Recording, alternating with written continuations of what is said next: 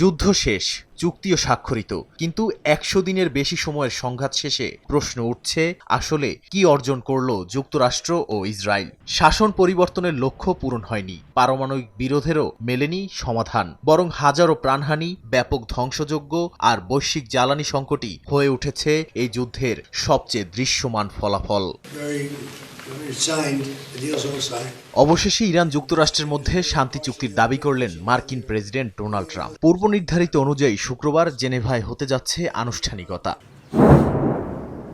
ফেব্রুয়ারির শেষ দিকে শুরু হওয়া এপিক ফিউরি নামের সামরিক অভিযানের অন্যতম লক্ষ্য ছিল ইরানের বর্তমান নেতৃত্বকে সরিয়ে দেয়া। তবে সংঘাতের প্রথম দিকেই সর্বোচ্চ নেতা আয়াতুল্লাহ আলী খামেনি নিহত হলেও ইরানের রাষ্ট্রীয় কাঠামো ভেঙে পড়েনি। দ্রুতই নেতৃত্ব নতুন হাতে স্থানান্তরিত হয়েছে, আর রাজনৈতিক ও সামরিক প্রতিষ্ঠানগুলোও সক্রিয় রয়েছে। যুদ্ধের আরেকটি বড় যুক্তি ছিল ইরানের কথিত পারমাণবিক হুমকি। ট্রাম্প বারবার বলেছেন ইরানকে কখনো পারমাণবিক অস্ত্র অর্জন করতে দেয়া হবে না, কিন্তু যুদ্ধ শেষের যে সমঝোতা হয়েছে সেখানে পারমাণবিক কর্মসূচি নিয়ে কোনো চূড়ান্ত সমাধান নেই, বরং ভবিষ্যতে নতুন আলোচনার সুযোগ রাখা হয়েছে। তাই যে ইস্যুকে কেন্দ্র করে সংঘাতের যৌক্তিকতা তৈরি হয়েছিল সেটি এখনো অমীমাংসিত রয়ে গেছে। অন্যদিকে ইরানের আঞ্চলিক মিত্রগোষ্ঠীগুলো দুর্বল করার লক্ষ্য পুরোপুরি সফল হয়নি। হিজবুল্লাহ, হামাস, হাউথি এবং ইরানের অন্যান্য মিত্র সংগঠন এখনও সক্রিয়।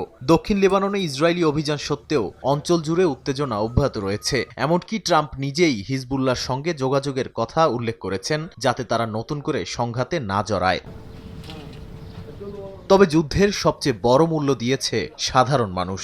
ইরানে কয়েক হাজার মানুষের প্রাণহানি ঘটেছে। লেবাননেও হামলা ও সামরিক অভিযানে হাজারো মানুষ নিহত এবং লাখ লাখ মানুষ বাস্তুচ্যুত হয়েছে। ধ্বংস হয়েছে স্কুল, হাসপাতাল, সেতু, সড়ক ও আবাসিক এলাকা। একই সঙ্গে হরমুজ প্রণালীকে কেন্দ্র করে জ্বালানি বাজারে অস্থিরতা তৈরি হয়, যা বিশ্ব অর্থনীতিতেও বড় চাপ সৃষ্টি করে। ফলে যুদ্ধ শেষ হলেও এর মানবিক, অর্থনৈতিক ও ভূরাজনৈতিক প্রভাব বহু বছর ধরে অনুভূত হতে পারে বলেই মনে করছেন বিশ্লেষকরা।